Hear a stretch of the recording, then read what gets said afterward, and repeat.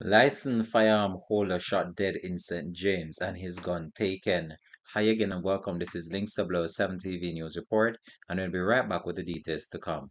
Welcome to Links 007 TV News Report, providing you with the best in local and international news updates. This is a place where you can get the most reliable and informative news information. Links 007 TV News Report. Welcome back and thanks for joining us. This is Links 007 TV News Report. A man was fatally shot in Barnett Street, St. James on Wednesday morning. The deceased has been identified as Fitzroy Farron Clark, a 59-year-old Juta bus driver of the same address. Reports from the Coral Garden police station are that at around 8:15 a.m., the victim, who is a licensed firearm holder, was about to enter his Toyota Coaster bus, which was parked at his gate, with his firearm in his possession.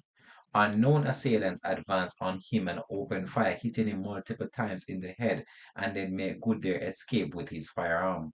The police investigation continues. This has been Links 007 TV News Report. Thanks for watching.